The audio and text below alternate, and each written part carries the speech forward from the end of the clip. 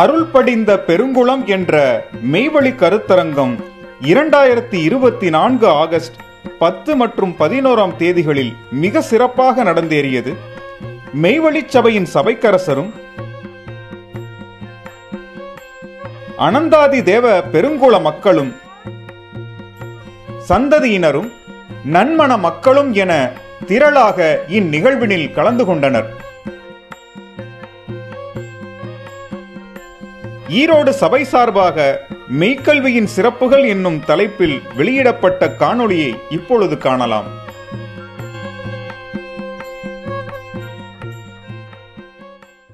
(2010) முதல் 2024 வரை ஈரோடு மெய்மத வேதம் ஓதும் பாடசாலையில் நடைபெற்ற குழந்தைகள் வகுப்புகளின் சிறு தொகுப்பு. மெய்க்கல்விக்கு தேவ போதனாச்சாரியார் இல்லாத குறைவால் மங்கி போயிருந்த மெய்க்கல்வி கலாசாலையை மெய்வழிச்சாலையில் நிறுவி நம் தெய்வம் அவர்கள் எப்படி நடாத்தி வந்தார்கள் என்பது பற்றி ஈரோடு சபை பொறுப்பாளர் சாலைமணி அண்ணன் அவர்கள் குழந்தைகள் வகுப்பில் பகிர்ந்து கொள்கிறார்கள். இறைவனை அடைவதற்கு முன் சென்ற காலங்களிலெல்லாம் பெரியோர்கள் எல்லாம் என்ன செய்தார்கள், எப்படி அவர்களெல்லாம் அடைந்தார்கள் இறைவனை என்றால், அன்று அந்த ஒரு காலகட்டத்தில் குருகுல கல்வி என்று ஒரு கல்வி இருந்தது. குரு மூலமாக கல்வி பயின்று ஞானத்தையும் சரி இகத்தையும் சரி இரண்டையும் பிரித்து கற்று தேர்ந்து வந்த வல்லாளர்கள் தான் இந்த உலகத்தில் வந்தார்கள். அப்படி வரும்பொழுது சரியான குருவை தேர்ந்தெடுத்தார் ஸ்ரீ ராமபிரான் அவர்கள். என்ன பண்ணுறாங்க, விஸ்வாமித்திரரை குருவாக கொண்டு குருகுலத்தில் பயில்றாங்க. அவங்களுடைய குமாரர்கள் லவகுசா முதற்கொண்டு எல்லாமே குருகுல கல்வியை கற்று தான் இந்த மெய்நிலையை அடைய வருகின்றார்கள். அதுபோல் பாண்டவர்கள் அவங்களும் துரோணாச்சாரியரை குருவாக கொண்டு இந்த மெய்நிலையை அடைய பாடுபட்டு வருகின்றார்கள். அவர்களுக்கு வீரமும் வில்வித்தையும் எல்லாம் கற்றுக் கொடுத்தாலும் இந்த இறைவனை அடைவதற்கானதையும் கற்றுத் தேர்ந்து வருகின்றார்கள். பெரியோர்களெல்லாம் மெய்க்கல்வியினுடைய அவசியத்தையும் சொல்லி வர்றாங்க. எப்படியெல்லாம் சொல்கிறாங்க நமக்கு தெரியும். அரிதறிது மானிடராய் பிறத்தல் அரிது என்று சொன்ன ஔவையார் எடுத்ததையும் முதல்லையே குறிப்பிடுகின்றார். கல்வியும் நாணமும் நயத்தல் அரிதுனார்கள். அவ்வளோ சீக்கிரத்தில் அந்த கல்வியை ஒருவன் கற்றுக்கொள்ள முடியாது என்று சொல்லுகின்றார். அப்போ கல்வியினுடைய மேன்மை வேண்டும். கல்வினா என்னன்னு தெரியணும். இப்போ நாம் படிக்கிறதெல்லாம் கல்வி என்று நாம் நினைத்து கொண்டுள்ளோம். இப்போ இவங்க நடத்தக்கூடிய இவங்க எடுத்திருக்க பகுதியை பார்த்தா இப்போ தான் நமக்கு புரியும் கல்வி எது என்று. அப்போது அவர்கள் சொல்லுகிறார் கல்வியும் ஞானமும் நயத்தல் அரிதாது சிரமம், அப்பேற்பட்ட ஒரு கல்வி வேணும் என்றார்கள். அதனால் திருவள்ளுவர் நாயனார் எடுக்குகின்ற பொழுது ஒரு பயன் வேண்டும் என்றார்கள். கல்விக்கு ஒரு பயன் வேண்டும். நாம் அந்த கல்விக்கு என்ன பயன் பண்ணுறோம்? இப்போ நீங்கள் படிக்கிறீங்களா, என்ன நீங்களாம் படிக்கிறீங்க, என்ன ஆகணும்னு படிக்கிறீங்க? ஒரு இன்ஜினியர் ஆகணும், டாக்டர் ஆகணும், அதானே? கடைசியில் அது என்னது, பொருள் ஈட்டுவதற்காக, சாப்பிடுவதற்காக, இதுக்கு தானே இந்த கல்வி படிக்கிறோம். ஆனால் இதுக்கு ஒரு பயன் இருக்குது என்று வள்ளுவ நாயனார் குறிப்பிடுகின்றார். அதுதான் கற்றதனால் ஆய பயன். கல்வி கற்றதனுடைய பயன் என்ன சொல்கிறாங்க? கற்றதனால் ஆய பயன் என்கொள் வாலறிவன் நற்றாள் அப்படின்னார். வாலறிவன்னா இறைவன், நற்றாள்னா அவருடைய திருப்பாதத்தை அடைவதற்குத்தான் ஒருவனுக்கு கல்வி வேண்டும் என்று குறிப்பிடுகின்றார்கள். அதைத்தான் பத்திரகிரி மகாராஜா சொல்லும் பொழுது அவருடைய புலம்பல் என்ற ஒரு பகுதியில் இறைவனிடத்தில் கேட்கின்ற ஒரு பகுதியே, இறைவா பொய்க்கல்வியை கற்றுங்கிறார். நம்ம கல்வியெல்லாம் என்ன கல்வி? பொய்யான கல்வி, சும்மா வயிற்று பாட்டுக்கும் பொருளீட்டுவதற்குண்டான கல்வி. அவங்க சொல்லக்கூடிய கல்வியோ இறைவனை அடையக்கூடிய கல்விங்கிறாங்க. இரண்டாக பிரித்து கொள்ள வேண்டும். நாம் சாப்பிடுவதற்கு தூங்க இதுக்கு இந்த கல்வி போதும். ஆனால் இறைவனை அடைவதற்கு ஒரு கல்வி இருக்கின்றது என்கின்றார் பத்திரகிரி மகாராஜா. என்ன குறிப்பிடுகிறார்? இறைவா பொய்க்கல்வியை கற்று பொருள் மயக்கம் கொள்ளாமல். பொருள் மயக்கம்னா என்னன்னு தெரியுதா? சம்பாரிச்சது வீடு கட்டணும், கார் வாங்கணும், இதிலேயே வாழ்நாள் நம்ம முடிச்சிருவோம். அப்படி போயிடக்கூடாதுன்னு கேட்குறார் அவர். பொய்க்கல்வியை கற்று பொருள் மயக்கம் கொள்ளாமல் மெய்க்கல்வியை கற்று உன்னை அடைவது எக்காலம் இறைவா என்று அவர்கள் கேட்கின்றார்கள். அப்போ கலியுகத்தில் அன்னைக்கு அவங்க இப்படியெல்லாம் கேட்டு அந்த கல்வி வேணும் அப்படி கேட்டாங்க. இன்றைக்கி இந்த கலியுகத்தில் அவசியமான இந்த கல்வி எப்படி போய்விட்டது? அந்த கல்விங்கிறது எவ்வளோ அவசியம். அவங்க இறைவனை அடைவதற்குண்டான கல்வி சொல்கிறாங்க. ஆனால் அந்த கல்வி எவ்வளோ முக்கியமானது இன்றைக்கி எப்படி போயிடுச்சு அப்படின்னா மங்கி போயிடுச்சுங்கிறாங்க. எப்படி தெய்வம் சொல்கிறாங்க இல்லையா, மறைந்தே போய்விட்ட இறுதி காலம்னாங்க. அதுபோல் இந்த கல்வியானது மங்கிவிட்டது என்று சொல்லிவிட்டு தெய்வம் குறிப்பிடும் பொழுது இந்த கல்வியை எதுக்கு பயன்படுத்துகிறான் என்று சொன்னால், வயிற்றுப்பாட்டுக்கும் பொய் மதிப்புக்கும் வீணா போய்விட்டது இந்த கல்வி என்று கவலையாக குறிப்பிடுகின்றார்கள் நம் தெய்வம் அவர்கள். அப்படி சொல்லிட்டு கல்வியினுடைய மேன்மையை குறிப்பிடுகின்றார்கள். அந்த கல்வியினுடைய தரம் என்ன என்றால், கல்வி நிஜமாகவே உன் தலையில் தெய்வத்தை நாட்ட வந்தது. அந்த கல்விக்கு ஒரு சிறப்பு கொடுக்குகின்றார்கள், ஒரு அணிகலன் கொடுக்குகின்றார்கள். நீ கல்வினா இப்படி சாப்பிட்றக்கா படிக்கிற கல்வி அல்லப்பா, அது நிஜமாகவே உன் தலையில் தெய்வத்தை நாட்ட வந்தது என்று குறிப்பிடுகின்றார்கள். ஆனால் அதை வைத்துக்கொண்டு நீ என்ன பண்ணுகின்றாய் என்றால், வயிற்றுக்கு ஜீவனம் பண்ணுபவனாய் இருக்கின்றாய் என்று கவலையாக சொல்லுகின்றார்கள்.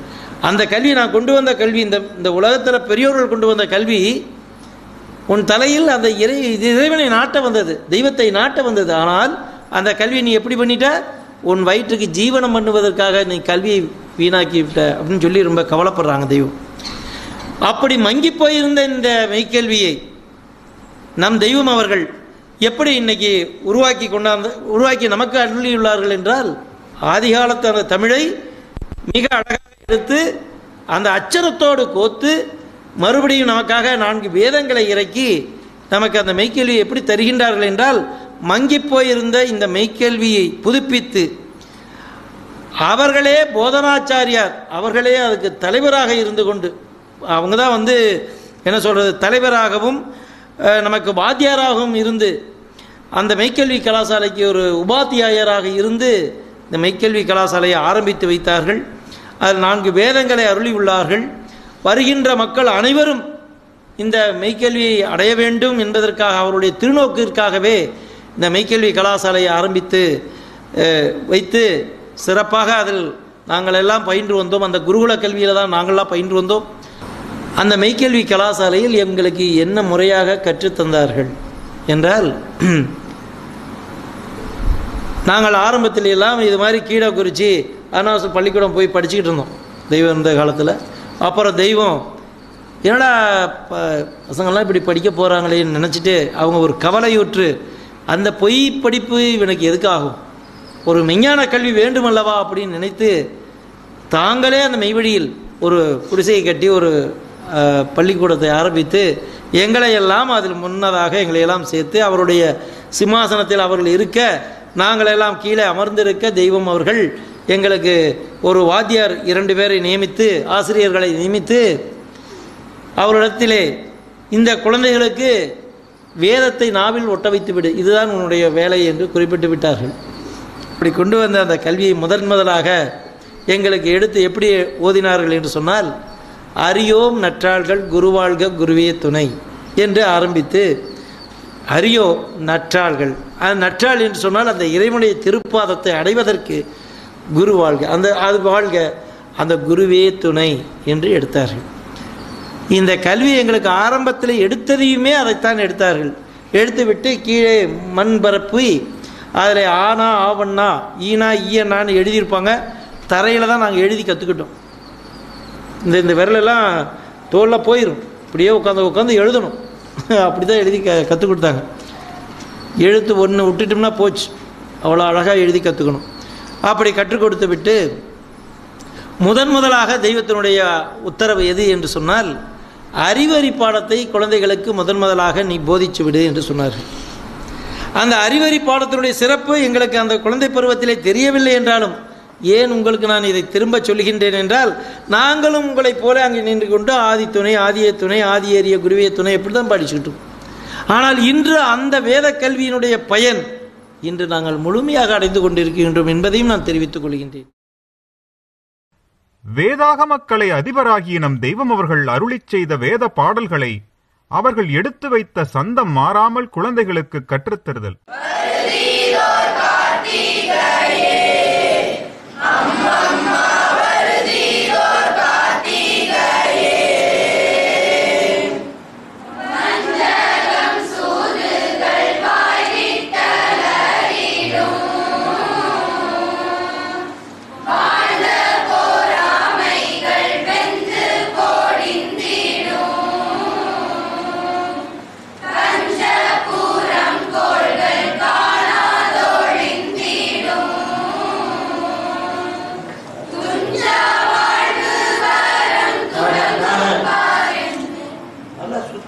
தடவை அழகா படிக்கணும். நல்லா இருக்கும் பாருங்க. கடைசி வரையும் அமுத்திட்டீங்க.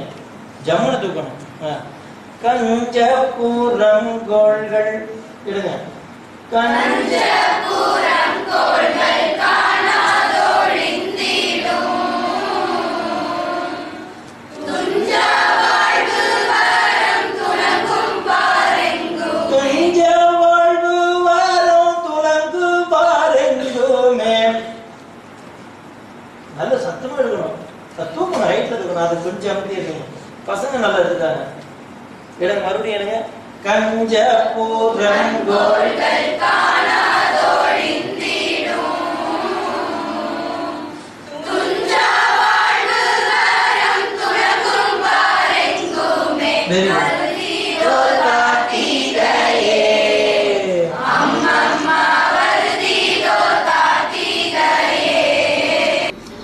நம்ம இதில் ஜீவ பிரயாணம் ஆயிட்டாங்க அப்படின்னு சொன்னால் அந்த இடத்துல முதல்ல நம்ம என்ன பாட்டு பாடுறோங்க?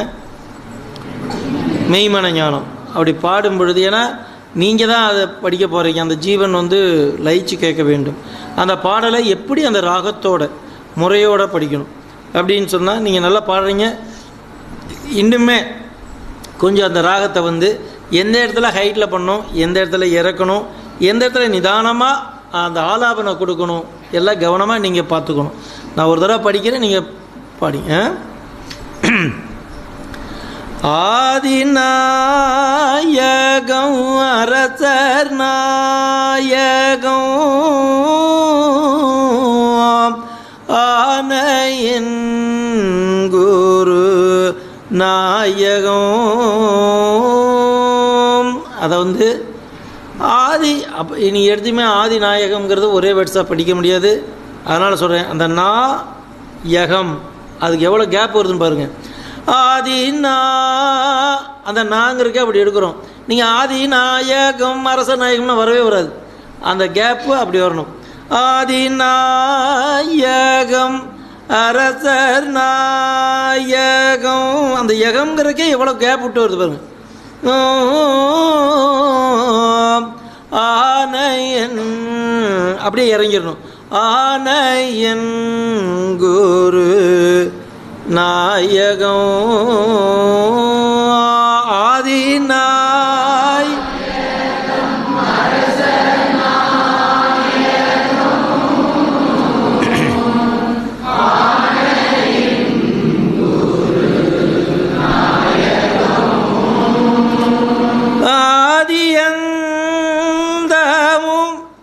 ஆதி எந்தம்னு எடுத்துக்கணும். அந்த இந்துக்கிட்டே ஆலாபனை எவ்வளோ அழகாக எடுக்கணும் பாரு. ஆதியந்தமு தான் கடந்தேனை ஆண்டையன் கூல், அந்த எண்ணுக்கு அழுத்துறோம். ஆண்டையன் கூல நாயகம்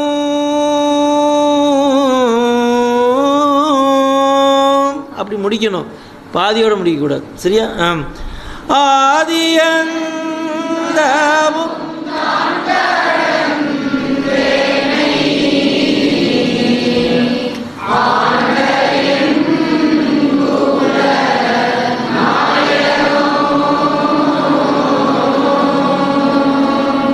ஆண்டையன் கூல, அந்த ஆலாபனை பாருங்க, அந்த ராகத்தில் கடைசியாக முடியிருப்பேன். நாயகம்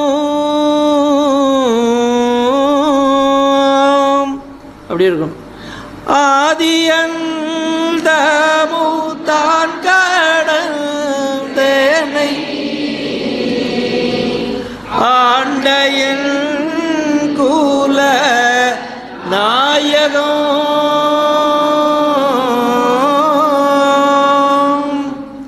அது இதே தான் எல்லா 4 வரிகளும் வரும். எந்த இடத்துல இறக்கணும் தூக்கணும் ஒரு மாற்றி பண்ணினா நல்லா இல்லாமல் போயிடும். ஏன்னா அது ஜீவன் லயிச்சு உட்காந்து கேட்டுக்கிட்டு இருக்கிற நேரம் நம்ம தெய்வம் ஒரு முறையான ஒரு ராகத்தை ஏற்படுத்தியிருக்கிறது நம்ம வலியுறக்கூடாது. சரிங்களா? கதையின் மூலம் பூரண நம்பிக்கையுடன் இறைவனை பக்தி செய்வதன் சிறப்பை கற்றுத்தருகிறார்கள். ஒரு ஊர்ல ஒரு செருப்பு தைக்கிற தொழிலாளி வாழ்ந்து வராரு. தங்கிட்ட பெரிய அளவுல பொருள் செல்வம் இல்லாம இருந்தாலும் இறைவன் பால் மிகுந்த பக்தியோடும் ஒரு நிம்மதியோடும் சந்தோஷத்தோடும் இருக்காரு. அதே ஊர்ல ஒரு பெரிய செல்வந்தர் இருக்கார். அவர் தினமும் கோயிலுக்கு போறதும் பூஜை புனஸ்காரங்கள்ல செய்வதும் இப்படி இறை வழிபாட்டில் இருக்காரு. ஆனா அவர்கிட்ட ஒரு நிம்மதியும் சந்தோஷமும் இல்லாம இருக்கு. இந்த 2 பேரையும் நாரத மகாமுனிவர் சந்திக்கிறாரு. நாரத மகாமுனிவரை பத்தி நமக்கு நல்லா தெரியும். அவர் வானலோகத்துக்கும் பூலோகத்துக்கும் போக்குவரத்தா இருக்கக்கூடியவர். அப்போ செருப்பு தைக்கிற தொழிலாளியை பார்த்து பேசிட்டு இருக்கும்போது நாரத மகாமுனிவரை பார்த்து கேட்கிறாரு, இறைவன் இப்போ அந்த வானலோகத்துல என்ன செஞ்சிட்டு இருக்காரு அப்படின்றத தெரிஞ்சுக்கணும்னு எனக்கு ஆசையா இருக்குன்னு அவர் கேட்கிறாரு. சரி, நானும் பார்த்துட்டு சொல்றேன் அப்படின்னு சொல்லிட்டு நாரத மகாமுனிவர் அங்கிருந்து கிளம்புறாரு. போற வழியில அந்த செல்வந்தரையும் அவர் பார்க்கிறாரு. அப்ப செல்வந்தரையும் பார்த்து பேசிட்டு இருக்கும்போது அந்த செல்வந்தரும் இதே கேள்வியை அவர்கிட்ட கேட்கிறாரு. அந்த வானலோகத்துல இறைவன் என்ன செஞ்சிட்டு இருக்காருன்னு தானும் தெரிஞ்சுக்கணும்னு ஆசைப்படுறாரு. சரின்னு இவங்க 2 பேர்த்தையும் கேட்டுட்டு அங்கிருந்து வானலோகத்துக்கு செல்றாரு. அங்க இறைவன் கிட்ட தாம் பூலோகத்தில் சந்திச்ச அவர்களுடைய பக்தர்களை பத்தி இவர் சொல்றாரு. ஒருத்தர் நிம்மதியோடையும் சந்தோஷத்தோடும் இருக்காரு, இன்னொருத்தர் நிம்மதி இல்லாம துக்கத்தோட வாழ்ந்து வராங்க. 2 பேரும் உங்களுடைய பக்தர்கள் தானே, ஏன் இந்த வேறுபாடுன்னு இறைவனை பார்த்து கேட்கிறாங்க. அப்போ யார் சிறந்த பக்திமான், எது சிறந்த பக்தின்னு நீங்களே தெரிஞ்சுக்கலாம். நீங்க அவங்கள பார்த்தம்போது அவங்க உங்கள்கிட்ட ஒரு கேள்வி கேட்டாங்கல்ல, இறைவன் இப்போ என்ன செஞ்சிட்டு இருக்காங்க அந்த வானலோகத்துலன்னு. அப்போ நீங்க அவங்கள போய் பார்த்து சொல்லுங்க, இறைவன் இப்போது ஊசியினுடைய காதுல ஒட்டகத்தை நுழைச்சிட்டு இருக்காங்கன்னு. அந்த கேள்வியிலிருந்து அவங்க கொடுக்கக்கூடிய பதிலையே யார் சிறந்த பக்திமான்னு நீங்களே தெரிஞ்சுக்கலாம் அப்படின்னு சொல்றாரு. இதை கேட்டுட்டு நாரதர் பூலோகத்துக்கு திரும்பி வராரு. முதல்ல அந்த செல்வந்தரை பார்க்கறாரு. அவர்கிட்ட பார்த்த உடனே செல்வந்தர், என்ன நாரதரே நீங்க அங்க இறைவனை சந்திச்சீங்களான்னு கேட்கிறாரு. சந்திச்சேன். சரி, இறைவன் அந்த வானலோகத்தில் என்ன செஞ்சிட்டு இருக்காருன்னு அவர் கேட்கிறாரு. அப்போ நாரத மகாமுனிவர், இறைவன் இப்போது அந்த ஊசியினுடைய காதுல ஒட்டகத்தை நுழைச்சிட்டு இருக்காங்கன்னு சொல்றாரு. இதை கேட்ட அந்த செல்வந்தர் ஒரு நம்பிக்கை இல்லாம, அது எப்படி ஊசியினுடைய காதுல எப்படி ஒட்டகத்தை நுழைக்க முடியும், அதன் பேர்ல நம்பிக்கை இல்லாம அது எப்படி முடியும்னு சொல்லி கேட்கிறாரு. சரின்னு சொல்லிட்டு அங்கிருந்து கிளம்பி தொழிலாளிகிட்ட வராரு. அவரும் இந்த மாதிரி நாரத மகாமுனிவரை இறைவனை சந்திச்சீங்களான்னு கேட்கிறாரு. சந்திச்சேன். சரி, இறைவன் என்ன செஞ்சிட்டு இருக்காருன்னு இப்போ சொல்லுங்களேன் அப்படின்னு சொல்லி கேட்கிறாரு. நாரத மகாமுனிவர், இப்போ இறைவனானவன் அந்த ஊசியினுடைய காதுல ஒட்டகத்தை நுழைச்சிட்டு இருக்காங்கன்னு அதே பதில திரும்பி இங்க சொல்றாரு. அப்போ செருப்பு தைக்கிற தொழிலாளி சொல்றாரு, இது என்ன பிரமாதம், ஒரு சின்ன ஆலமரத்துடைய வித்துக்குள்ளார அவ்வளோ பெரிய விருட்சத்தை உள்ள மறைச்சு வச்சிருக்காங்களே, இந்த பெரிய பிரம்மாண்டமான இந்த பிரபஞ்சத்தையே தன்னுள் அடக்கி வச்சிருக்காங்களே இறைவன், இந்த ஒரு சிறிய ஊசியினுடைய காதலியே ஒட்டகத்தை நுழைக்க முடியாது, கண்டிப்பா முடியும் அப்படின்னு நம்பிக்கையோட நாரதரை பார்த்து சொல்றாரு. இதை கேட்ட நாரத மகாமுனிவர், எது சிறந்த பக்தி, யார் சிறந்த பக்திமான்றத புரிஞ்சுக்கிறாரு. வெறும் பூஜை புனஸ்காரம் செய்யறது மட்டும் பக்தி அல்ல, இறைவன் பால் முழு நம்பிக்கையோடையும் பூரண சரணாகதியோடவும் அவங்கள வழிபடுறது மட்டும்தான் முழுமையான பக்தி, அவர்கள் தான் சிறந்த பக்திமான்னு நாரத மகாமுனிவர் புரிஞ்சுக்கிறார்.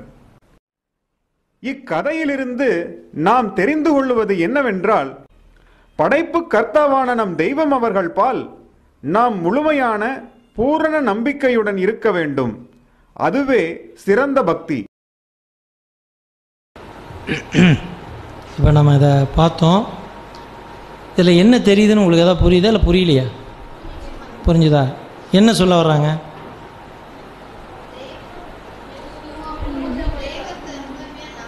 இல்லை, நம்பணும். அவர் என்ன சொல்கிறாருன்னா, ஒட்டகம் எவ்வளோ பெருசு, ஊசி எவ்வளோ உண்டு, சின்னது, அதுக்குள்ளே போய் ஒட்டகத்தை நுழைக்க முடியுமா? ஆனால் இவங்க 2 பேத்துக்குள்ள பக்தியை பார்க்குறாங்க, வேற ஒன்றும் இல்லை. அப்போ செருப்பு தைக்கிற தொழிலாளி என்ன சொல்கிறாரு, ஒரு சிறிய ஆலமரத்தை வித்திக்கொள், எவ்வளோ பெருசு ஆலமரத்தினுடைய விதை, அவ்வளோ பெருசா, கசகசோடு இருக்கும்போ நீங்கள் நல்லா அதை போய் பாருங்க, இவங்களுக்கெல்லாம் கொஞ்சம் வாழை மரத்துது, எங்கேயாவது நீங்களே பார்த்துருக்க மாட்டீங்க. நீங்கள் யாரும் பார்த்துருக்கவங்க இருக்காங்களா ஆலமரத்து விதையை? அப்போ அதை இருந்தேன்னா கொண்டாந்து நம்ம மக்களுக்கெல்லாம் ஒரு நாளைக்கு காட்டுங்க. சும்மா சின்னதாக கசகசா சோடு இருக்கும், கசகசாவே தெரியாது மாமா, நான் இப்படி கசகசான்னு சொல்லட்டுமா, தெரியுமா? அதில் அவ்வளோ சின்னதாக இருக்கும். அதுக்குள்ளே எவ்வளோ பெரிய ஆலமரத்து விருட்சம் உள்ளே இருக்குது, அதுக்குள்ளே பிரம்மாண்டமான ஆலமரத்தினுடைய இது அதுக்குள்ளே தான் அடங்கியிருக்கு. அப்போது அவ்வளோ படைச்ச அந்த இறைவன் ஊசியினுடைய காதுக்குள்ளே ஒட்டகம் நுழையிறதா பெருசு, அதெல்லாம் சர்வசாதாரணமாக செஞ்சுருவாங்கன்னு சொல்கிறாங்க. அந்த நம்பிக்கை, எந்த நம்பிக்கை? ஆனால் இவருக்கு என்ன வச்சு அது எப்படி நுழையும்? நம்பிக்கை தன்மை இல்லை. அப்போ இறைவனை பூரணமாக நம்புறது. அதுபோல் நம்ம தெய்வம் எடுத்து வச்ச இந்த பெரும் செயலை நாம் பூரணமாக நம்புவதற்குத்தான் இந்த வாக்கியத்தை நம்ம சொல்கிறோம். முடிவிலா முத்தி நடனம் புரிகின்ற சாலை தமிழின் அச்சர உச்சரிப்பை குழந்தைகளுக்கு சபை பொறுப்பாளர் கற்றுத்தருகிறார்கள். நம்ம எல்லாரும் தமிழ் உச்சரிப்பை எவ்வளோ அழகாக கற்றுக்கொள்ள வேண்டும். ஏன்னா எங்களுக்கெல்லாம் வேத பாடசாலையில் இப்போ உங்களை மாதிரி இருக்கிற காலகட்டத்தில் எங்களுக்கெல்லாம் நடத்திருப்பாங்க இல்லையா? எல்லாம் கவனிக்கிறீங்களா? எங்களுக்கெல்லாம் நடத்தும் பொழுது உங்களை போல தான் நாங்களும் உட்காந்து கவனிச்சிருப்போம். அப்போ என்னென்னலாம் தப்பு பண்ணோம் அப்படின்னு பார்க்கும் பொழுது நிறையா தமிழ் உச்சரிப்புகள் எங்களுக்கு சரியாக வராது. ஆனால் அவங்களாம் சிரிப்போம், இதில் என்ன தப்பு இருக்குன்னு கூட நாங்கள் நினைப்போம். ஏன்னா லா ழா உலா இதெல்லாம் சரியாக வராது. அது எது போல் அப்படின்னு சொன்னால் உங்களுக்கு இன்னும் ஈஸியாக புரியும்னு நினைக்கிறேன். இப்போ உங்களுக்கெல்லாம் இது முடிஞ்சதையும் ஜூஸ் கொடுக்க போகிறாங்க. என்ன கொடுக்க போகிறாங்க? அதுக்காண்ட சிரிச்சு நீ இல்லை ஏன் சிரிச்சேன்னு கேட்குற? இல்லை ஏன் ஜூஸ்ன்னு சொன்ன என்னன்னு கேட்டேன். சரி இல்லையா? இல்லை இல்லைப்பா, நான் ஜூஸ்ன்னு சொன்னேன். கரெக்டா இல்லையா? கரெக்டா? ஜூஸுங்கிறது கரெக்டான்னு அவர் ரொம்ப சிரிக்கிறாங்க உள்ள உட்காந்துக்கிட்டு. சரி வேற என்ன சொல்லணும் சொல்லு. என்ன குடிக்க போறீங்க? ஜூஸ் அப்படின்னு சொல்லணும் இல்லையா? ஜூஸ்ன்னு சொல்லக்கூடாது. அப்படி சொன்னாவே உங்களுக்கு சிரிப்பு வருது. உங்களுக்கு நல்லா தெரியுது. ஒரு ஆங்கில எழுத்தை நாம் தவறாக சொல்லும் பொழுது, இப்போ நம்ம தாத்தா பாட்டி கூட ஒரு நேரத்தில் டாக்டர் அப்படிம்பாங்க இல்லையா? எக்ஸிக்யூசிமி அப்படிம்பாங்க சொல்லும் பொழுது. அப்புறம் ஸ்பைங்கிறதுக்கு பை அப்படின்னா நம்ம சிரிக்கிறோமா இல்லையா? உண்மையா இல்லையா? ஐயோ அம்மா கொஞ்சம் கம்மெண்ட் இருக்கிறியா, நல்லா மாமா நீங்கள் கொஞ்சம் நேரம் கம்மெண்ட் இருக்க, ஏதோ உளறு. ஃபேன் ஓடுதுன்னு சொல்லி ஃபேன் ஓடிக்கிட்டு இருக்கு அப்படின்னா நம்ம சிரிக்கிறோமா இல்லையா? ஒரு ஆங்கில எழுத்தை நாம் நம்ம அம்மா அப்பா தப்பாக சொன்னால் சிரிக்கிற நாம், நீங்கள்லாம் தமிழ் எழுத்துக்களை தப்பாக சொன்னீங்கன்னா நாங்கள் சிரிக்க வேண்டியதாக இருக்குது. அப்போ என்ன தமிழ் எழுத்துக்களை நாம் எப்படி கற்றுக்கொள்ள வேண்டும்? ஏன்னா நம்முடைய தாய்மொழி தமிழ். இந்த தமிழை நாம் சொல்லும் பொழுது அழகாக உச்சரிக்கணும். அதை எப்படியெல்லாம் உச்சரிக்கணுங்கிறத இப்போ நம்ம சொல்ல போகிறோம். அதை நீங்கள் 3 பிரிவாக பிரித்து இப்போ நம்ம சொல்ல இருக்கிறோம். ஒன்று இலானா. இந்த லா போட்டிருக்கு இல்லையா? நீங்கள் நடுவில் இருக்க லா பாருங்கள். ஈ விட்டுருங்க, நான் விட்டுருங்க. இலானான்னு உங்களுக்கு வார்த்தை புரியிருக்கா போட்டிருக்கிறேன். லா இருக்கு இல்லையா? இந்த லாவுக்கு நாக்கு எந்த இடத்துல முட்டணும்? நுனியில், பல்லுக்கு நுனியில். லா லா லா, வெறும் லா. லான்னு சொல்லுங்க. லா தான். லான்லாம் சொல்லக்கூடாது. லா. இப்போ நீங்கள் எப்படி ஃபேன்னு சொல்கிறதுல பேன்னு சொன்னால் நம்ம சிரிக்கிறோமோ, அது மாதிரி லான்னு வர இடத்துல லான்னு உச்சரிச்சம் பண்ணிங்கன்னா அர்த்தம் வேறையாக போயிடும். அப்புறம் அர்த்தம் வேறையாக போகிறதும் இல்லாமல் உங்களை பார்த்தா எங்களுக்கு சிரிப்பு வருது. மெய்வழி சாலை அப்படியே சொல்கிறது எப்படி சொல்லணும்? ழி அழிச்சு மெய்வழி சாலை அப்படின்னு சொல்லணும். லை சாலை அப்படின்னாலும் தப்பாக போயிடும். சாலை சாலை. அதுபோல் நம்ம உச்சரிப்பு நீங்கள் மிக கவனமாக தமிழில் கற்றுக்கிட்டிங்கன்னா தான் இது ஒரு பெரிய சொத்து. நமக்கு தெய்வம் நமக்கு ஏற்படுத்தி கொடுத்த இந்த சொத்தை இன்னைக்கு உலக மக்கள் எல்லாம் தொலைச்சிட்டு ஆங்கிலத்துக்கு போயிட்டு தமிழை தேடிக்கிட்டு இருக்கிறாங்க. நாம் அந்த இடத்துல எங்கே இருக்கணும்னா நம்ம உச்சரிப்பு அழகாக இருக்கணும். அதை ரொம்ப ரசிப்பாங்க. அது மாதிரி நம்ம எழுத்துக்களும் அழகாக எழுதணும்னா தமிழில் பார்க்குறவங்களே ரொம்ப நல்லா இருக்கே ஹேண்ட் ரைட்டிங் அப்படின்னு சொல்லுவாங்க இல்லையா? அதுபோல் தமிழ் உச்சரிப்பும் நமக்கு அழகாக இருக்கணும். அதுக்கு சில வேர்ட்ஸ் எல்லாம் இப்போ பார்க்க போகிறோம். இலானா இந்த லா வரிசை. இந்த லா வரிசையில் லா லா லி லீ லு லூ லே லே லை லோ லோ லவ் இல் அப்படின்னு வரக்கூடிய அந்த வருஷம் முழுக்க வரக்கூடிய வேர்ட்ஸ், எழுத்துக்கள், வரிசைகள்லாம் நம்ம இப்போ ஏதோ ஒன்று நான் சொன்னால் நீங்கள் கவனமாக கேட்டுங்க. இப்போ இந்த லா வரிசையில் வரக்கூடிய ஒரு ஒரு வேர்ட்ஸ் சொல்கிறேன். ஆலயம். இப்போ இதை எப்படி உச்சரிக்கணும்? ஆலயம். யாரோ ஒருத்தர் சொல்லுங்க. சொல்லு. ஆலயம். ஆலயம். ஆலயம். லயம் லாதான். ஆலயம் அல்ல, ஆலயம். சொல்லுங்க. ஆலயம்.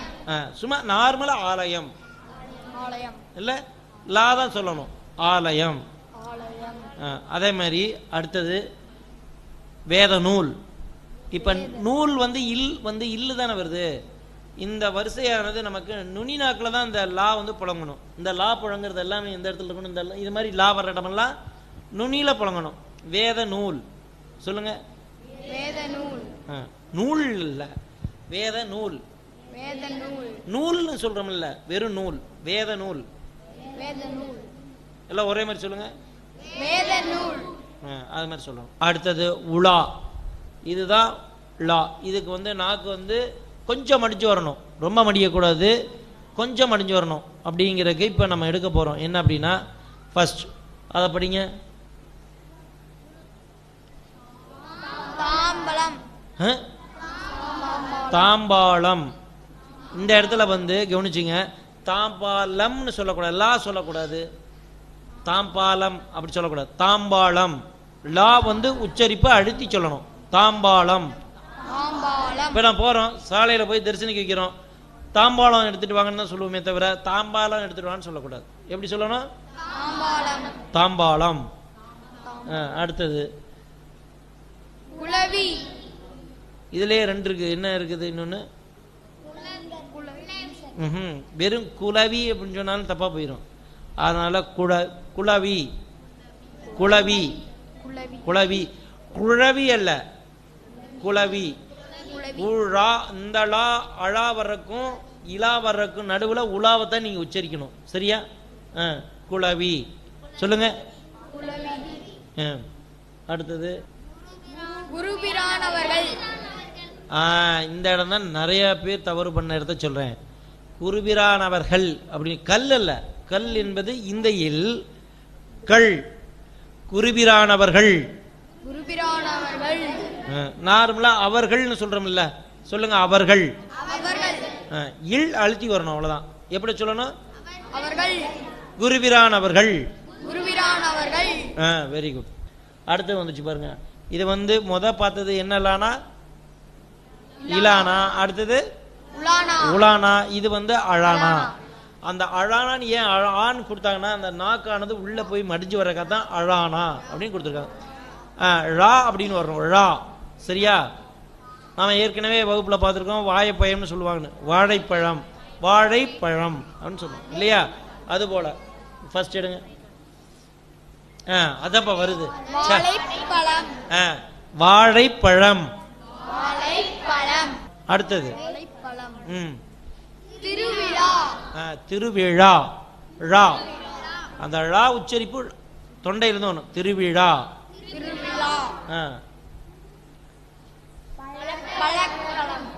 பழக்க வழக்கம். மகிழ்ச்சி. மகிழ்ச்சி. அந்த இல் வருது அல்லவா, ரொம்ப அழுத்தணும். மகிழ்ச்சி.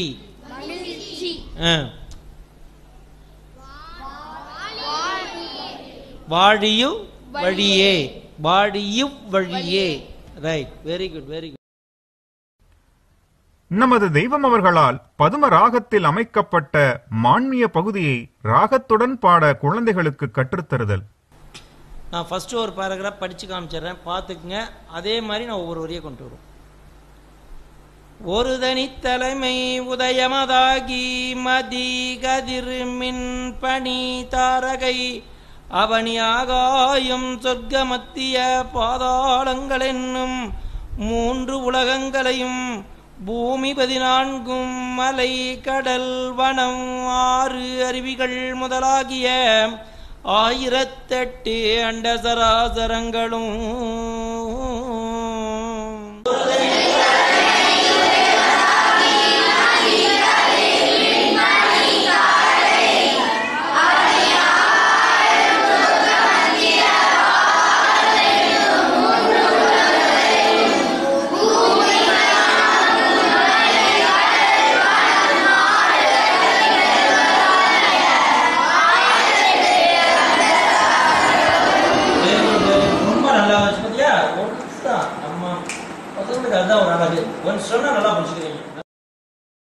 மெய்வழிச்சாலையில் குழந்தைகள் மற்றும் பெற்றோர்கள் எப்போதும் பின்பற்ற வேண்டிய நடைமுறை பற்றி பகிர்ந்து கொள்கிறார்கள்.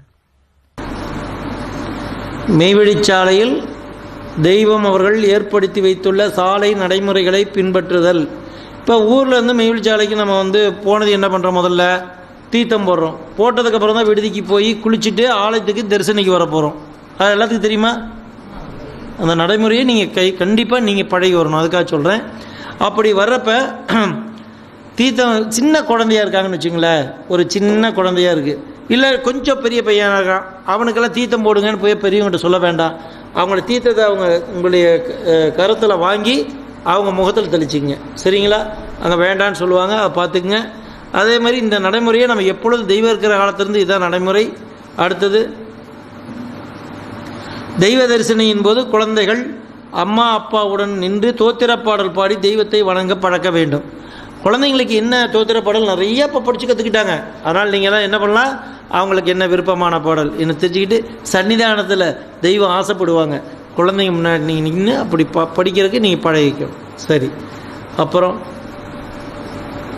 ஆலயத்தில் இருக்கும் பொழுதும் ஆலய வளாகத்தில் இருக்கும் பொழுதும் ஓடுவதும் சத்தமாக பேசுவதும் கூடாது. அமைதியாக இருக்கப்படணும். உங்களுக்கெல்லாம் என்ன தெரியுமா கண்ணு, முக்கியமாக அங்கே ஓடி விளையாடுறது அந்த இடம் அல்லது.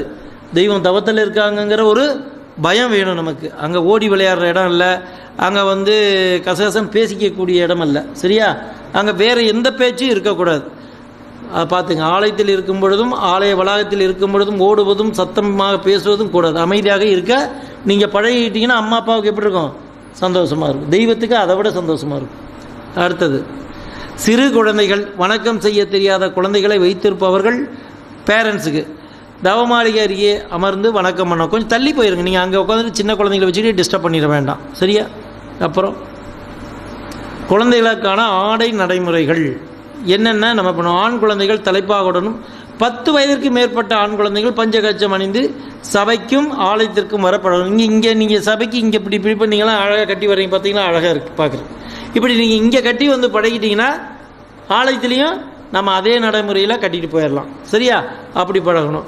பெண் குழந்தைகள் பாவாடை சட்டை, இப்போ அதாவது சுடிதாருங்கிறத கம்பல்சரியாக நிர்வாகம் கண்டிப்பாக சொல்லிட்டாங்க. சுடிதார் யாரும் அணிந்து வரக்கூடாது. நம்ம ஈரோடு மக்கள் தெளிவாக தெரிஞ்சுங்க, சுடிதார் அணியக்கூடாது. பாவாடை சட்டை நீங்கள் அணிஞ்சிக்கலாம். அவன் தலையங்கி கண்டிப்பாக போட்டுக்கணும். சபைக்கும் ஆலயத்துக்கும் வருகை தருதல் வேண்டும். நீங்கள் சபைக்கும் கண்டிப்பாக நான் சொல்கிறேன் பாருங்கள், நீங்கள் சபை பழகாமல் ஆலயத்தில் போய் நான் வந்துடுவேன், இல்லை 10 வருஷம் நான் போயிட்டேன் சபைக்கு இனி தேவையில்லை, இப்படியெல்லாம் ஒரு எண்ணத்துக்கு போகாமல் தொடர்ந்து இந்த சபைக்கு நீங்கள் இங்கே இருந்தோம்னா நம்ம சபையில் இருக்கணும், அங்கே இருந்தால் ஆலயத்தில் இருக்கணும், இந்த எண்ணத்தை நீங்கள் வலுப்படுத்திங்க. சரியா? ரைட். குழந்தைகளை அழைத்து வருவதால் தொந்தரவு இருந்தாலும் ஆலயத்திற்கு அழைத்து பழக வேண்டும். என்னன்னு சொன்னால், அந்த குழந்தை கூப்பிட்டு ரொம்ப தொந்தரவு பண்ணுங்க, எங்கள் அம்மாட்ட விட்டு வந்துட்டேங்க, அப்படி பழகாதீங்க. கூட்டிகிட்டு பழகுங்க. கடைசியில் அதுவே இச்சையாயிரும். சரிங்களா? அப்படி விட்டு பழகக்கூடாது. அதுக்காக சொன்னேன். ரைட். தெய்வ ஒளிநாடாவில் தெய்வநாதம் ஆலயத்தில் ஒலிக்கும் போதும் வணக்கத்தின் போதும் குழந்தைகள் இங்கும் அங்கும் நடத்தல் கூடாது. அமைதியாக இருக்கப்படும். எங்கே தாயோட போனாங்கன்னா அந்த தாயோடவே இருந்துக்கணும். சரியா? நீங்கள் அந்த பக்கம் வர்றது இந்த பக்கம் வர்றது, தெய்வ வாக்கியம் பிறந்துக்கிட்டு இருக்கோம், நம்ம குறுக்கில் போகிறது வரதெல்லாம் பண்ணக்கூடாது. சிறு வயதிலிருந்தே குழந்தைகள் வகுப்பில் கற்றுக்கொண்ட குழந்தைகளின் மெய்க்கல்வி வளர்ச்சி. ஆதியை துணை அனைவருக்கும் நமஸ்காரம். தாகம் தீர்த்த நீ பெரு கடலேயன் மோகமூர்த்தி முதித்த வசியே வேகம் காட்டி லக்கிய வேதியா வேகம் காட்டி லக்கிய வியா நாகவல்லியே நாயக போற்றியே.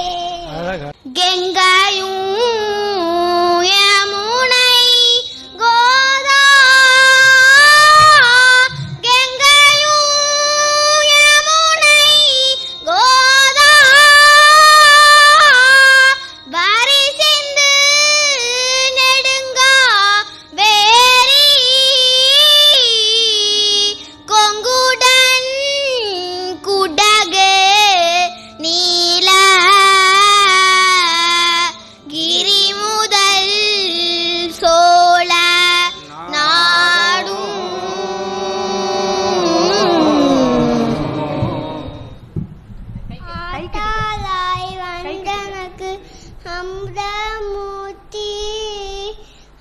மூத்ததிமை கொண்ட எந்த அம்மா அம்மா பூத்தாலே உலகமெல்லாம் நிறைந்து வீச பூத்திவிட்ட பெருங்கருணை மலையேயாகி அங்கெல்லாம் நடந்தழுத்தோம் அங்கெல்லாம் நடந்தழுத்தோம்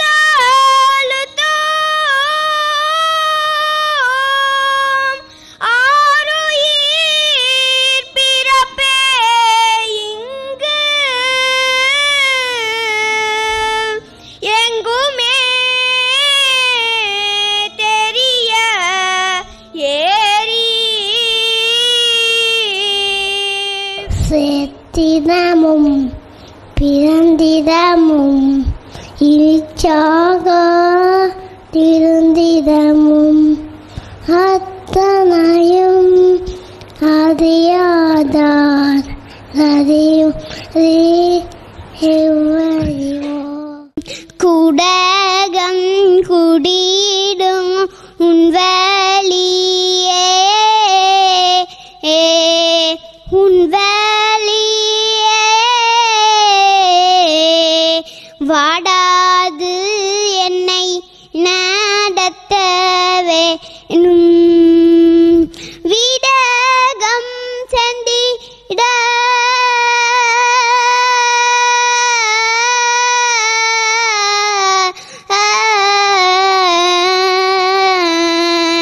விடகம் செந்திட வேண்டும் மையா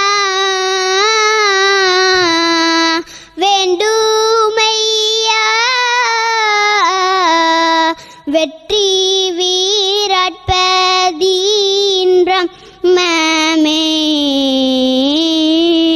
பார்த்தீர்களா எமது ஜீவப்பிறவியரே ஆகாயத்தை அளாவிக் கொண்டும் கொடிக்கிரணம் மேலே விரித்து வீசிக்கொண்டும் இருக்கும் மறைவு திரைவின்றிய இவ்வாறு பகிரங்கத்தை பார்த்தால் இது மணமகன் விளங்கும் எல்லையின் தோற்றமாகவே தெரிகிறது. பார்த்தீர்களா எமது சிரஞ்சீவியரே?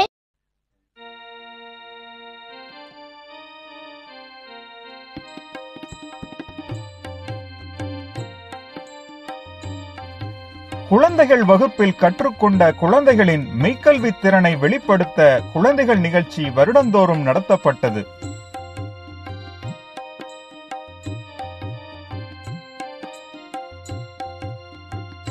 குழந்தைகள் நிகழ்ச்சியில் வேத பாடல்களையும் மான்மிய ராகங்களையும் குழந்தைகள் பாடி மகிழ்ந்தனர்.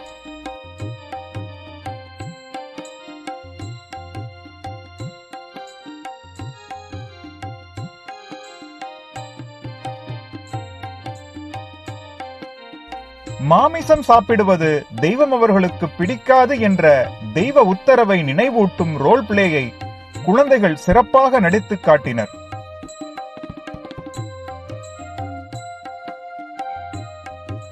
நம் தெய்வ பாடலை இசையுடன் படிக்க குழந்தைகளுக்கு இசைக்கருவி பயிற்சி 2 வருடம் கொடுக்கப்பட்டது. அந்த குழந்தைகள் நிகழ்ச்சியில் இசைக்கருவியுடன் தெய்வ பாடலை வாசித்து மகிழ்ந்தனர்.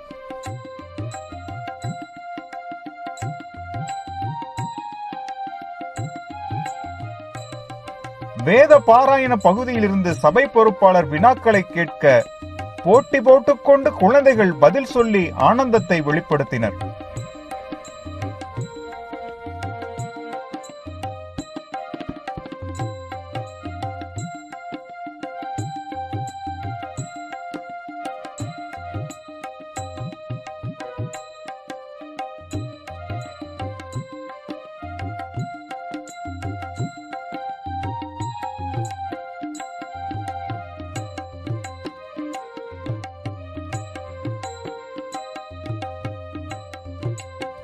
எல்லாவற்றிற்கும் முத்தாய்ப்பாக குழந்தைகளுக்கு தெய்வீக உணர்வை ஏற்படுத்தும் வகையில் தெய்வ தேடுகூடகத்தினை 2013 குறமாது கட்டமும்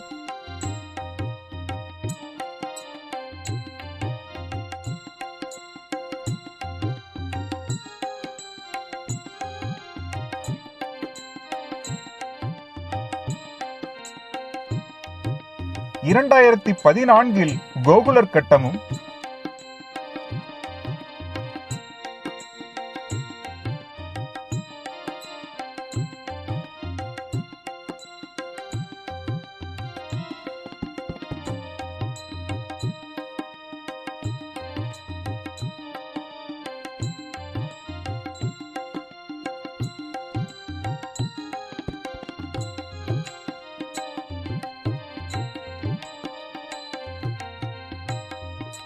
2022 துவாரபாலர் கட்டமும் ராக நயத்துடன் நடித்து காட்டும் நிகழ்ச்சிகள் ஏற்பாடு செய்யப்பட்டது.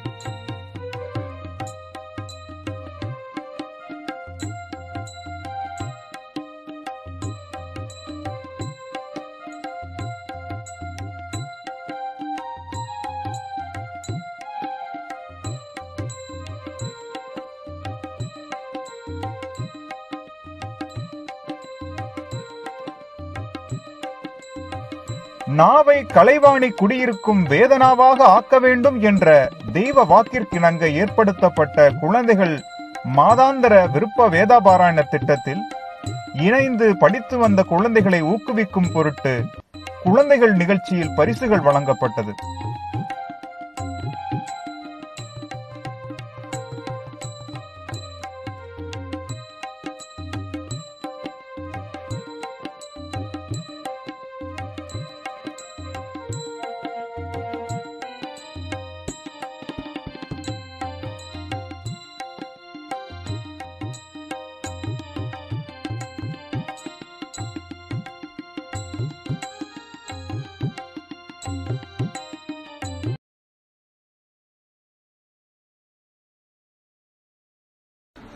முற்காலத்திலாம் குருகுல கல்வி முறை மட்டுமே தான் இருந்தது.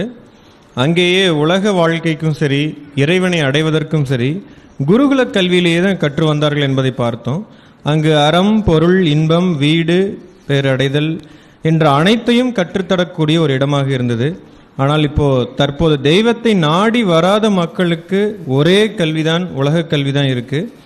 இங்கு தெய்வத்தை அண்டி தெய்வ பிள்ளைகளாக வந்திருக்கிற நமக்கு உலக கல்வியோடு மெய்க்கல்வியும் பயின்று வருகிறோம். அப்போ இந்த உலக கல்வியும் மெய்க்கல்வியும் நாம் எப்படி சமநிலையோடு பேலன்ஸ் செய்வது என்பதற்கான முறைகளையும் உளவுகளையும் நமது சபை பொறுப்பாளர் கற்றுத்தர உள்ளார்கள். அதற்கான சில காணொளி அமைப்புகளும் உள்ளது. அனைவரும் கவனமாக கேட்கும்படி கேட்டுக்கொள்கிறோம். இதெல்லாம் நோட் பண்ணிக்கங்க.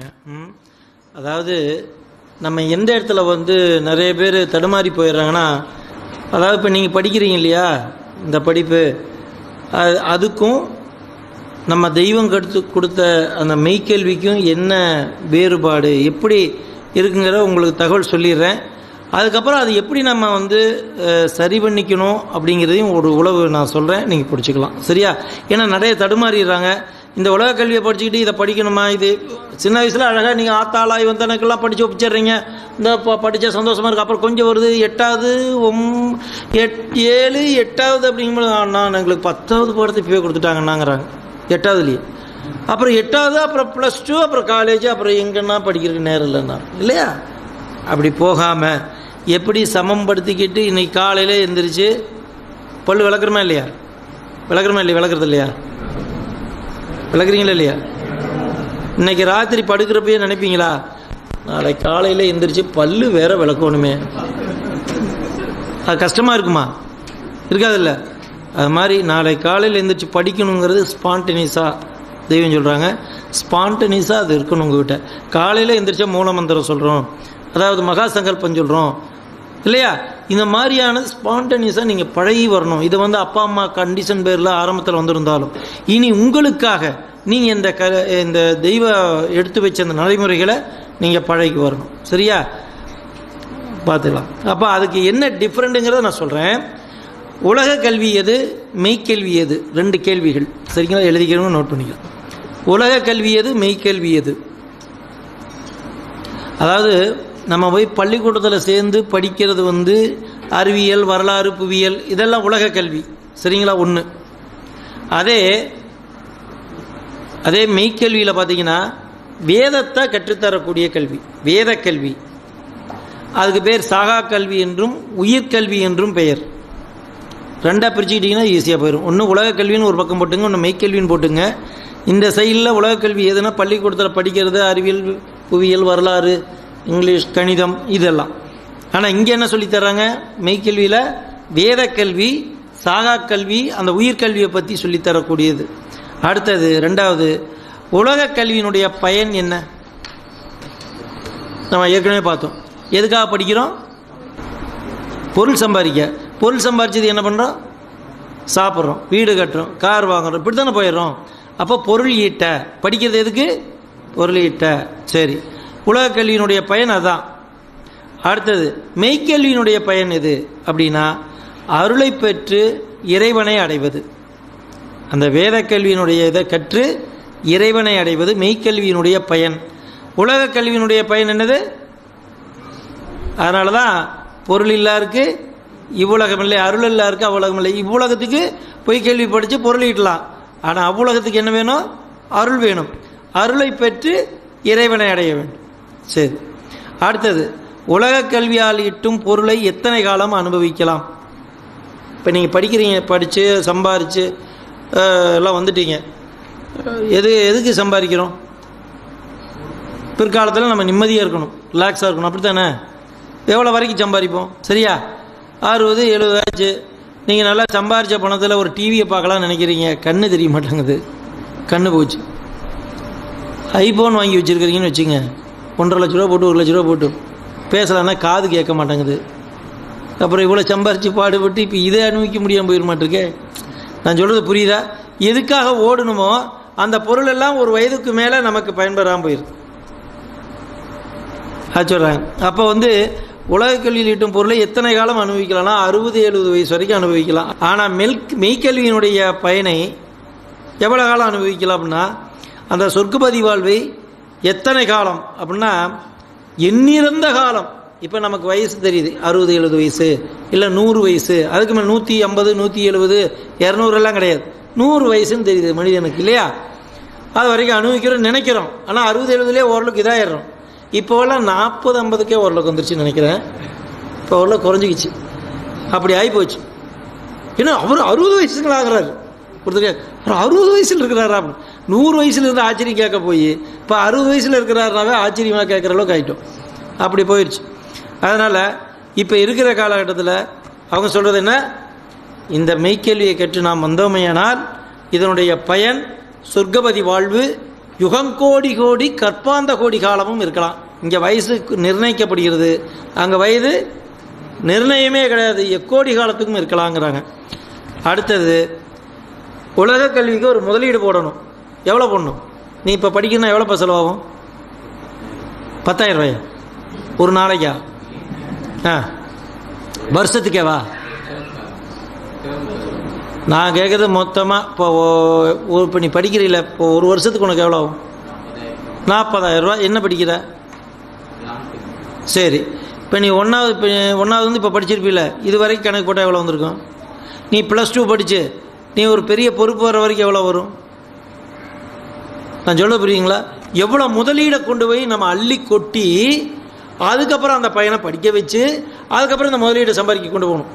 நான் சொல்ல புரியுங்களா? இங்கே முதலீடு போடணும், பல லட்சங்கள் செலவு பண்ணணும். ஒரு வருஷத்துக்கு மட்டுமா நீ செலவு பண்ண முடியும்? நீ படித்து நீ முடித்து டிகிரி முடித்து ஒரு வேலைக்கு போகிற வரைக்கும் எவ்வளோ இல்லை? நீ 1ஆவதுலேருந்து ஏன்னா எல்கேஜியில் சேர்த்துனா 1 லட்சங்கிறான். உண்மையா இல்லையா? அப்போ 10th +2 அப்புறம் எம்பிபிஎஸ் படிக்கிறதுனால பல அதை கொண்டு போய் கொட்டினதுக்கப்புறம் ஸ்கேன் சென்டர் வச்சு அதை வச்சு இதில் முதலீடு போட்டிருக்கோமப்பா, நாங்கள் இவ்வளோ செலவு ஆகி போச்சு, நீ பணம் எடுங்கிறோம். வருதா இல்லையா? அதுக்கு சொல்கிறேன், நீங்கள் முதலீடை போட்டு அதை சம்பாதிக்கணும். ஆனால் இந்த கல்வியிலேயோ மெய்க்கல்வியிலேயோ பிரவேச கட்டணம் யாதொன்றும் இல்லைங்கிறாங்க. இதுக்கு இப்போ இதை காசு கொடுத்தா நம்ம உட்காந்து கற்றுக்கிட்டு இருக்கிறோம்? இல்லை. அடுத்தது உலக கல்விக்கு எவ்வளவு நேரம் செலவிடுகிறோம்? உதாரணமாக சொல்லுங்க. என்ன நீங்கள் எத்தனை மணி நேரம் போகிறீங்க ஸ்கூலுக்கு? எவ்வளோ நேரம் ஆகுது? காலைல எத்தனை மணிக்கு போயிட்டு எத்தனை மணிக்கு வர்றீங்க? 9 மணிக்கு போகிறீங்க. எத்தனை மணிக்கு விடுறாங்க? 4 மணிக்கு. எவ்வளோ நேரம் ஆச்சு? 7 மணி நேரம். 7 மணி நேரமா? 7 மணி நேரம். 7 மணி நேரத்தில் சாப்பாடு டைம் ஒரு 1 மணி நேரம் உள்ள விட்டுருங்க, 6 மணி நேரம்னு வச்சுங்க. வீட்டுக்கு வந்துடுறீங்க. இப்போ காலையில் 9 மணிக்கு வீட்டை விட்டு போயிட்டா எவ்வளோ? சாயந்தரம் வரைக்கும் அங்கேயே பொழுது ஓட்டிடுறீங்க. வீட்டுக்கு வந்து என்ன பண்ணுறீங்க? கையெல்லாம் கழுவிட்டு ஒன்று கொஞ்சம் ரிலாக்ஸாக கொடுமா கொஞ்சம் நேரம் அப்படி பண்ணி விளையாண்டுட்டு ஏதோ ஒன்று பண்ணிவிட்டு மறுபடியும் ஒன்று டியூஷனுக்கு போயிடுறீங்க. டியூஷன் போயிட்டு வந்ததையும் ஹோம் ஒர்க் கொடுத்துட்றாங்களா, அதை உட்காந்து எழுதுறீங்க. ஆக மொத்தம் எவ்வளோ நேரம் ஆகுது? ஒரு 10 மணி நேரமாவது இதுக்காக நீங்கள் ஒதுக்கிடுறீங்களா இல்லையா? ஒதுக்குறீங்களா இல்லையா? சரி, நித்திய பேரின்ப கற்பகோடி காலம் தரக்கூடிய ஒரு கல்விக்கு எவ்வளோ நேரம் ஒதுக்கலாம்? ரொம்ப காலம் வாழ போகிறோன்னு ஒன்று இருக்குது, அற்ப காலத்தில் வாழ்க்கைன்னு ஒன்று இருக்குது. அற்ப கால வாழ்க்கைக்கு நம்ம எவ்வளோ நேரம் ஒதுக்குறோம்? 10 மணி நேரம் ஒதுக்குறோம். நீண்ட கால வாழ்க்கைக்கு எவ்வளோ நேரம் ஒதுக்குறோம் அப்படிங்கிறத இப்போ நீங்கள் இதில் போட்டு பார்ப்பாங்க, சொல்லுவாங்க, நீங்கள் சொல்லுங்க போடுங்க. ஆதியே துணை. சொர்க்கபதிக்கு நம்மையெல்லாம் ஏற்றிக் கொண்டிருக்கும் நமது குலதெய்வம் பிரம்மபிரகாச மெய்வழி சாலை ஆண்டவர்களின் விருப்பப்படி மெய்வழியை பின்பற்றி வரும் குழந்தைகள் செய்ய வேண்டிய நடைமுறைகளை ஒவ்வொன்றாக பார்ப்போம். முதலாவதாக, தினமும் காலை எழுந்தவுடன் மூலமந்திரம் சொல்லுதல்.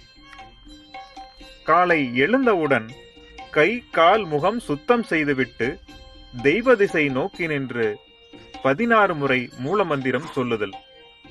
இதன் பயன், மூலமந்திரத்தில் நம் தெய்வம் அவர்களின் முழு தவமும் அடங்கியுள்ளது. மரண ஆபத்து நேரத்தில் நம்மை ரட்சித்து பரமபதத்தில் ஏற்றி வைக்கும் செயலுடையது மூலமந்திரம். இரண்டாவது நடைமுறை, காலை 7 மணிக்கு மகா சங்கல்ப மந்திரம் சொல்லுதல். சரியாக காலை 7 மணிக்கு தெய்வ திசை நோக்கி நின்று மகா சங்கல்ப மந்திரம் சொல்லுதல். இதன் பயன், ஜீவனுக்கான கவசம். போர் ஆயுதம் உடம்பில் பாயாமல் இருக்க போர் வீரர்கள் கவசம் அணிந்து போருக்கு செல்வார்கள். அதுபோல யமனுடைய கூர் ஆயுதம் நம் உயிரில் படாமல் பாதுகாக்க தெய்வம் அவர்கள் நமக்கு எடுத்து வைத்தது மகா சங்கல்ப மந்திரம். மூன்றாவது நடைமுறை, காலை பள்ளிக்கு செல்லும் முன் மூலமந்திரம் சொல்லுதல். வெளியில் பயணம் மேற்கொள்ளும் போது மூலமந்திரம் சொல்லிவிட்டு பயணம் மேற்கொள்ள வேண்டும். இதன் பயன், பயண காலத்தில் வரும் அகால ஆபத்து தவிர்க்கப்படும். நான்காவது நடைமுறை, மாலை 7 மணிக்கு வேதம் படித்தல். பள்ளிக்கு சென்று வந்த பின் மாலை 7 மணிக்கு ஒரு பாடல், ஒரு வாக்கியம் என 10 நிமிடம் வேதம் படித்தல். இதன் பயன், அறிவு யவ்வனமாக இருக்கிற காலத்திலேயே வேத நூல்களை படிக்காவிட்டால் உள்ளம் உருகாது, மனம் கசியாது, வித்து முளைக்காது என்ற தெய்வ வாக்கின்படி நாம் நாள்தோறும் 10 நிமிடமாவது வேதம் படித்தால்தான் அந்நாட்டிற்குரிய சொர்க்கபதிக்கு வித்தாக முடியும் என்று நம் தெய்வம் அவர்கள் அருளியுள்ளார்கள். ஐந்தாவது நடைமுறை, இரவு படுக்கச் செல்லும் முன் மூலமந்திரம் சொல்லுதல். காலை எழுந்தவுடன் 16 முறை மூலமந்திரம் சொல்வதைப் போல இரவு படுக்கச் செல்லும் முன் மூலமந்திரம் 16 முறை சொல்லிவிட்டு படுக்கச் செல்லுதல் நலம். இதன் பயன், தூக்கத்திலும் நமக்கு தெய்வ நினைவு ஏற்படும். ஆறாவது நடைமுறை, ஞாயிறன்று நடைபெறும் வாராந்தர சபையில் கலந்து கொள்ளுதல். பாடி பாடி நாட நாட பசுமை திரையரும், கூடி சங்கம் தேட தேட கோதருந்திடும் என்ற தெய்வ திருவாக்கின்படி சபையில் கலந்து கொள்வதால் ஏற்படும் பயன்களை பார்ப்போம். தெய்வ ஒளிநாடா வாக்கியம் கேட்பதன் மூலம் தெய்வம் அவர்களின் திருநாதத்தை கேட்டல், தெய்வம் அவர்கள் நமக்கு அருளியுள்ள பாடல்களை ராகத்துடன் தொடிகொண்டு படிக்கும் வாய்ப்பு, தெய்வத்தை மறவாதவர்கள் கூட்டத்துடன் இருக்கும் வாய்ப்பு, சபை அமைப்பின் மூலம் பல தெய்வீக நன்னெறிகளை பழகும் வாய்ப்பு. ஏழாவது நடைமுறை, சாலையம்பதியில் நடைபெறும் பௌர்ணமி கொடியேற்றம் மற்றும் திருவிழாக்களில் கலந்து கொள்ளுதல்.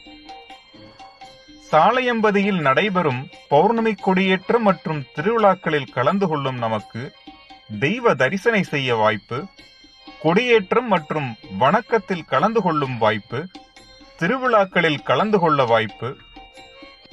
வணக்கத்தில் கலந்து கொள்வதன் மூலம் நம் தெய்வம் அவர்கள் நமக்கு அவர்கள் பாடுபட்டு சேர்த்த தவப்பலனை நமக்கு இனாமாக அளக்கிறார்கள்.